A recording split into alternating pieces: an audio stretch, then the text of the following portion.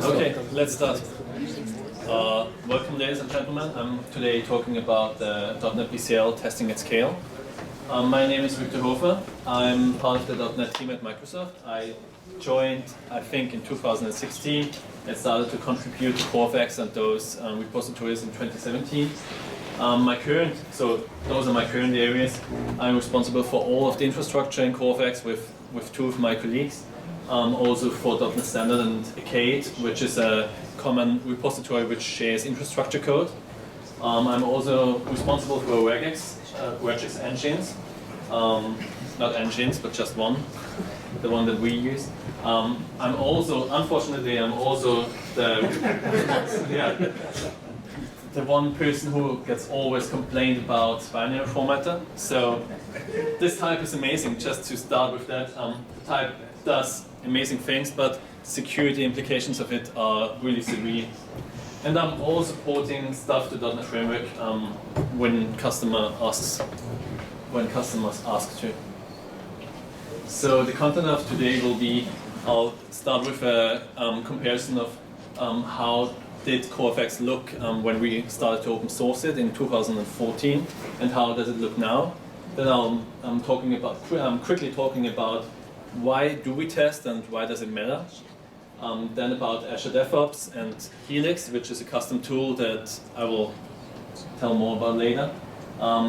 Then the biggest part of my presentation will be continuous integration in the example of CoreFX. And then let's briefly talk about issues that we're hitting in our team and about future aspects, things that we're going to change. So back in 2014, in November 12th, CoreFX was open sourced, but only with a very limited set of BCL libraries. So what we had there was immutable collections, system numerics vectors, assembly metadata reader, which we already heard about today, X document and XML document. Funny thing, because I inspected the initial commit today when I prepared for this presentation, and I saw that for the first 2 months we were using appYOR. I don't know how to pronounce that. And I did not know about that, but soon after, like 2 months after, we already migrated to Jenkins, which we used for quite a lot of time. And just recently we switched to Azure DevOps. And one more interesting thing in this talk is that we use the same agents for building and testing. So what you would do when you run locally, like a build script and then a test script, you always do that on the same machine. You don't distribute your tests. So what do we have today? I'm just talking about CoreFX here. Today we have about 190 libraries. The newest one is System.Text.json, which will be released in .NET Core 3.0. Currently, and I did that with a funny Git command, we currently have 4 to 5 million lines of code. And just as a comparison, I believe, Windows has 50 millions. So, like, we are 10% of Windows, which is nice. Or not, yeah. So currently we use Azure DevOps for CI and CD. CI means continuous integration and CD means continuous delivery. We have a large set of build and test configurations. About that I will talk later. And we have dedicated agents for testing. And we use a custom tool called Helix for that. So I found that picture somewhere on the internet. It's not mine, so I don't have the rights for that. But let's talk about excuses for not testing, or about the opposite. First I wanted to ask you, because Carol showed multiple examples why you should test. First I wanted to ask you, how many of you are running tests in CI in your company or in your spare project? Okay, that's good. How many of you run more than, let's say, 10,000 tests in CI? Okay, like 20% of the hands now. And more than 1 million tests? No one. Okay. So welcome to this talk. We run about 12 million tests per PR, so per pull request run. So the reasons why do I need to test? My code is perfect. There are no bugs in it. Any answers to that? Okay, so I can teach you something that's good. Everybody makes mistakes, that's the first reason. And the second one, how do you know it runs perfectly? Maybe you tested it locally, maybe you run some commands and you're pretty sure it works good, but you can't know unless you have protected those paths. So, but I don't know what to test. Test all the things. You don't want to have holes, especially in big products, you don't want them, because at a scale like Microsoft, at a scale like Windows, .NET or whatever, just a tiny hole in your test coverage could cause immensely issues for customers. So now let me quickly talk about our tools that we use. I already mentioned that we use Azure DevOps. These are marketing slides, so let's just go over those quickly.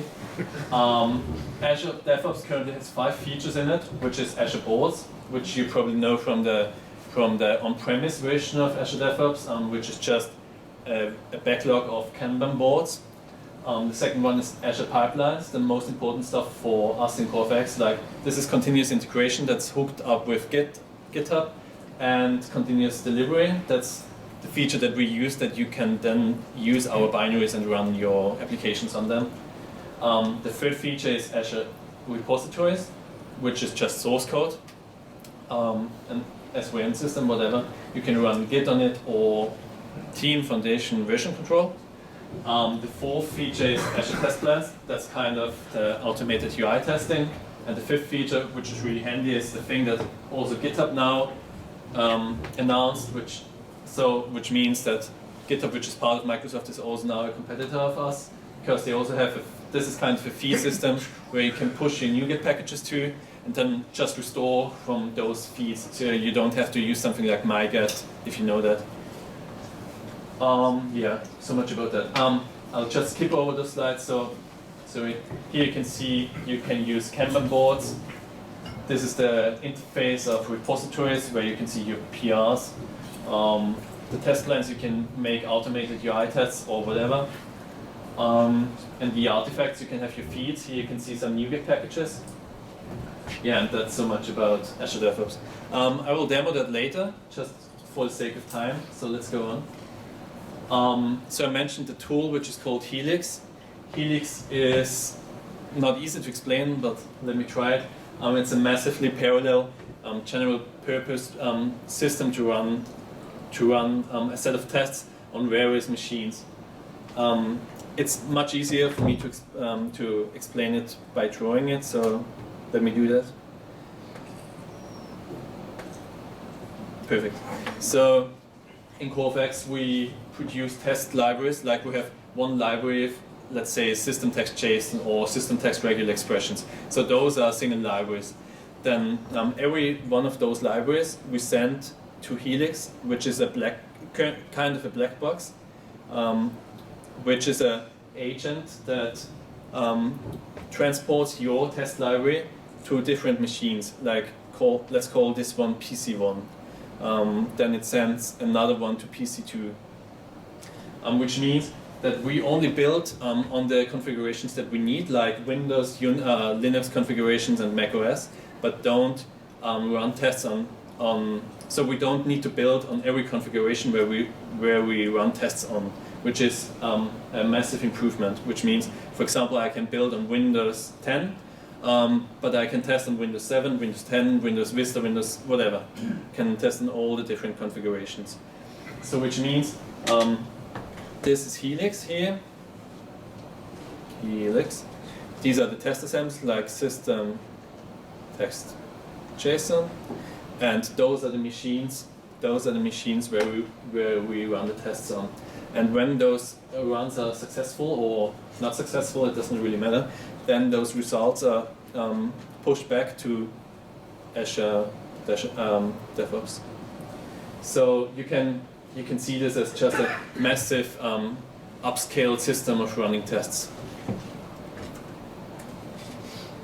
Okay, so what we do is those lines on the left side were work items. So we submit one work item per test library, and then we do that by calling the REST API or by using the MS Build SDK that's inbuilt.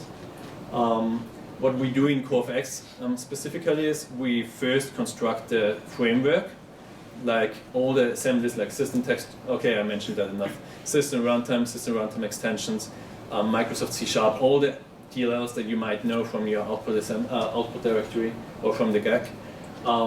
So we construct the framework first, which has about 200 assemblies, and then we send that framework to Helix. This is a shared payload, so that framework is always used by all the work items. And then for each test app, we construct one work item, we send it to Helix, and then Helix runs the test output with the shared test framework. I hope I could explain at least some points. As already mentioned in the beginning, we currently test about 12 million. We currently run 12 million tests per PR or per rolling build. What a rolling build is, I will talk about later. And we run on more than 30 configurations in less than 40 minutes. So this is the reason why we use this custom tool. You could never run this amount of tests in just 40 minutes if you would not scale up. Do you have to pay for that internally? That's a good question. The answer is no, because the engineering team that constructed this tool is in the same division as the .NET team. So it's the .NET engineering team. So inside the division we don't need to. But we pay Azure credits for it, yeah. To the Azure team. Good question, yeah. So I also mentioned in the beginning that Helix is a general purpose processing system, which means general purpose means like anything. It doesn't really mean, yeah, it could really mean anything. This is an example of what we do in CoreFX to make it less general purpose. So this is MS Build syntax here, which is kind of confusing, but it's my daily job, so here it is. The Helix API, the MS Build SDK API of Helix, has a property called Helix command, and we set it on Windows to call a CMD script and pass the runtime path to it. The runtime path is the shared framework that I just mentioned. It's all the framework assemblies that we built. So this run test script is specific for each test library, and this is the shared payload for the framework. The same for Unix, where we call the shell script. And what those scripts are doing internally, those are invoking just.NET. For example, in this example, we as test, but it could also invoke xunit or xunit.console.dll or whatever, and then run the test assembly here. And always feel free to ask questions, because this I'm trying to meet the time constraints. So Helix, this is the front end of Helix, where you can see the test assemblies that we're testing in CoreFX. So this is quite a lot, as you can see. And on the right side here, you can see the configurations where we run on, for example, CentOS, Fedora, Red Hat, Ubuntu, Windows, even Windows Nano, and Windows UWP. And as you can see here, we had no failures. I think, we had no failures. And this is just the dashboard of Helix. So this is like the graphical representation of the Helix system. So let's move on. Our current support metrics of .NET Core 3.0, so this is the version that we released in, I believe, September. It looks like this. So we support a huge variety of configurations. Like something that we recently added is Mac OS X 10.14, Red Hat 7, and the ARM32 variant of the Nano server on Windows. So as you can see here, it's not easy to run all our tests, which are, by the way, 400,000 individual tests in CoreFX on all those configurations. This is pretty tough, and we want to do that per pull request. Yeah. Code coverage. We have manual code coverage runs right now, but not automated ones because of tooling issues. But about 62%. which is kind of okay because when you think about we ported a lot of code from .NET Framework to .NET Core, and the code coverage wasn't immensely rich, and we also had to rewrite a lot of tests. So 62% is a good starting point, but we want to get to 70-80% in the next year. Yeah? It was line coverage, right? That was live coverage, yeah? Line. Line coverage? No branch. That was line coverage, not branch Just coverage. checking. But also live coverage. Okay. So let's talk about continuous integration and how we use it in CoreFX. So the first thing that we do is run CI on pull requests. Then I will mention it later. So the first thing is pull requests. Here you can see a pull request. Here you can't see here anything. This is my slide about pull requests. This is the first layer of defense. The first layer of defense means here we are running the initial set of configurations where we test on, but we can't run on the full matrix because it's just too costly, too immense, and it would take too much time. Because our constraints are that we don't want to have pull requests run longer than, let's say, 60 to 80 minutes. If those are longer, then this will absolutely kill production, kill the production in our team and of community members. So let's look at one of those. So this is a pull request, as you can see. No, this is not a pull request. This is a pull request. Here you can see the legs that we have in Azure DevOps. So how many of you already used Azure DevOps? Okay, that's good. So the Azure DevOps, just to summarize, the Azure DevOps UI is pretty simple. On the left side, it lists all the legs. On the right side, here you can see the steps that every leg passes. Every leg does. And on the top side, it doesn't really matter. Here's just the navigation. You can see that this is a PR that builds against master, not some servicing release branch or so. And here we have the configurations that we run on. And for example, here you can see Linux x64 debug, which is not just, so there's nothing like Linux. This is an aggregation of, let's say, Ubuntu, Debian, CentOS, whatever. So all the OS flavors which are really similar and use the same kind of APIs are grouped in this leg. And here on the right side you can see the steps that we do. And the tool that I mentioned before, Helix, is executed here in the send to Helix step. And then we get the URL, which I just showed before, where you can then see all the tests. All the tests. Yeah. This is Azure DevOps, and this is the PR validation. So just one thing to remember for later is this is the number of tests that we run on, 6 million per PR. And we will talk about this in just a second. So let's get back to the slides. The second layer of validation and of defense is are the rolling builds. Rolling builds means a commit that gets into master will invoke another CI build, which we do that because we want to have full coverage on the CI builds. So ideally we would have full coverage on all the PR runs, but we can't because it's just far too costly. So we do this second layer and this second layer of validation to have a full test matrix. And those are also batched, which means it doesn't run per commit.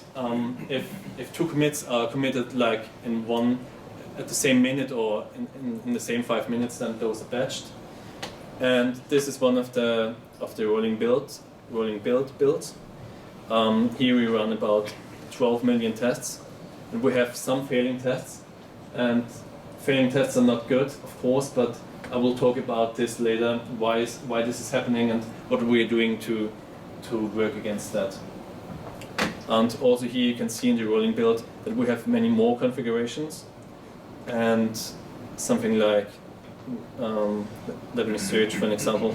Yeah, for example, this leg, the UEP ARM leg is only run in the rolling build. Okay, So then we have another kind of run, which is an official run. An official run is nothing else than just a private run, not in public. All those builds that I just showed you, like this one, this runs in public, so you can access that build. Everybody can access that. But the official run is an internal run, which means this is not accessible for you.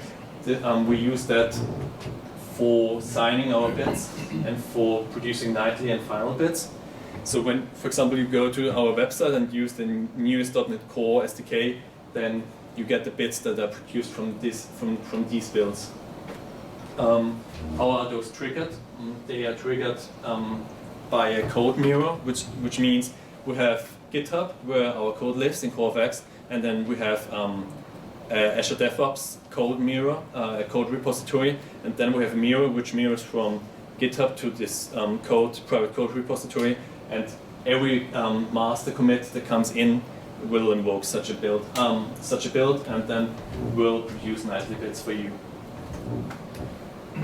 So I don't think there's any issue with showing you the official runs, but just because they are internal and because this is recorded, I won't show you, but it's basically the same UI, it's basically the same steps, just one more step for signing and then publishing to a new Git feed. Okay, and last and most funny part are the outer loop runs. Not really funny, but those are crazy because I haven't heard of those before I started at Microsoft. We differentiate between inner loop and outer loop.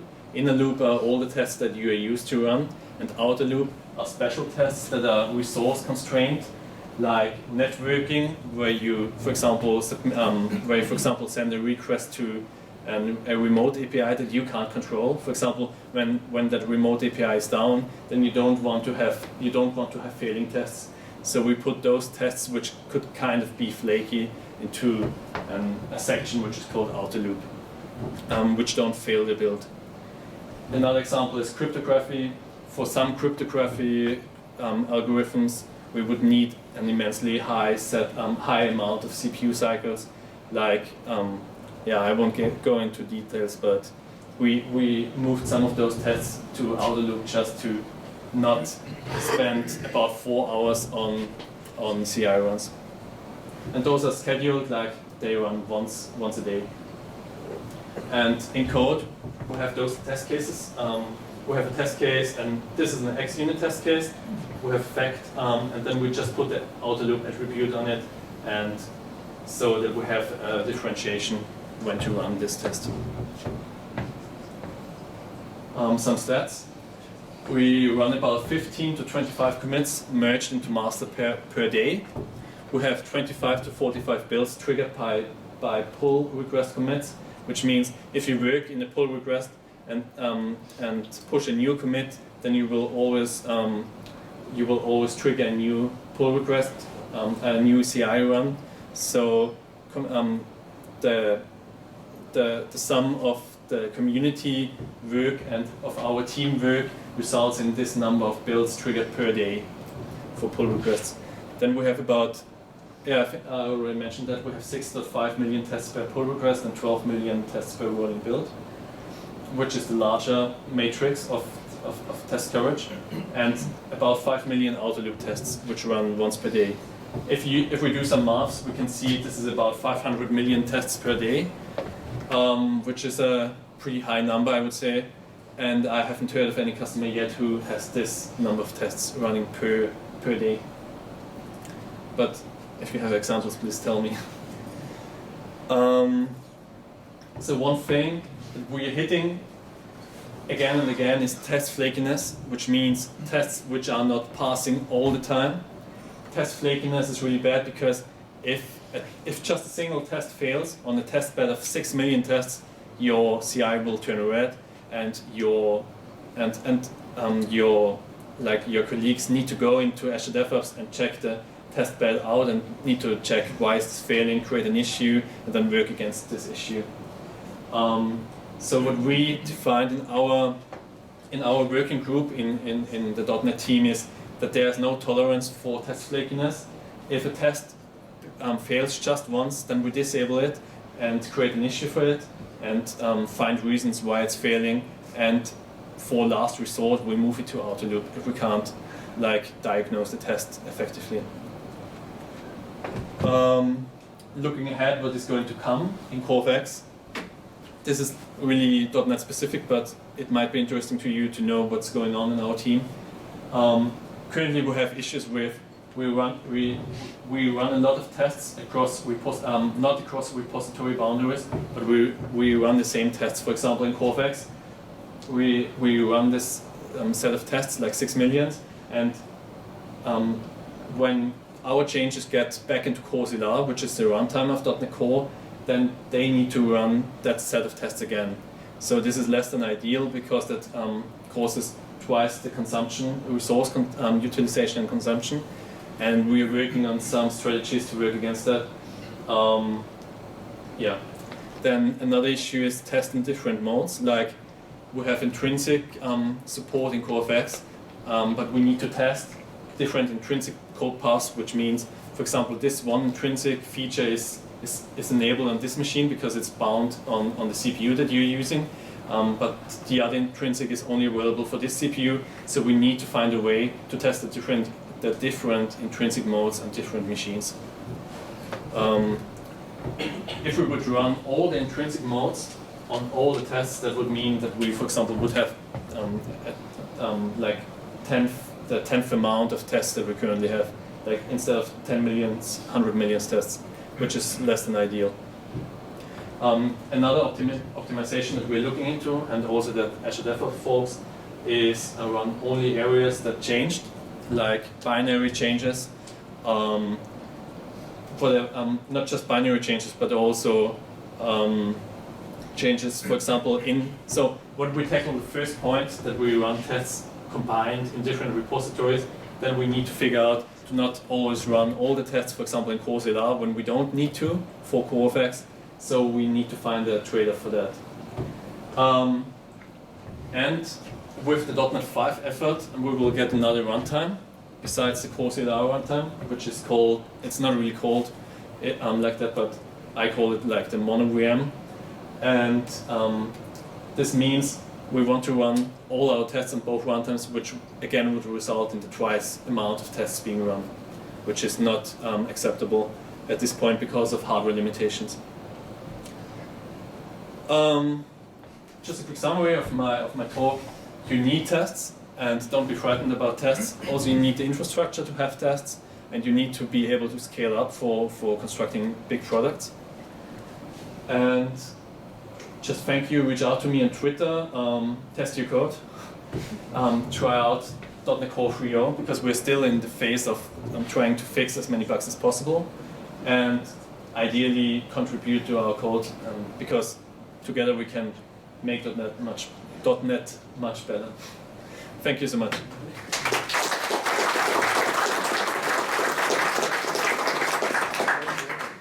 Yeah. How many agents, test agents do you have to run this 500 million? So you mean agent pools? So we have a pool for example Windows 10. We have a pool for whatever for all the configurations, and per pool we have a limited set of machines. For example, for ARM32, we only have currently 150 machines. So that's the reason.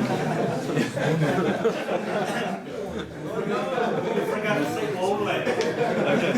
Oh, I see. That's a small number for us in CoreFX. So 150 is pretty limited, which means we can't enable those runs in pull requests. If we would have more, like 450 or 500, then we can enable those. Yeah. So one context is to put the entire, like all the repos run 11 billion tests every day. Yeah. So the whole .NET ecosystem runs 11 billion tests. Yeah. .NET Core. .NET Core. That's pretty much, yeah.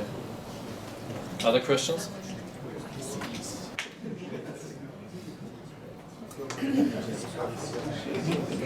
Okay.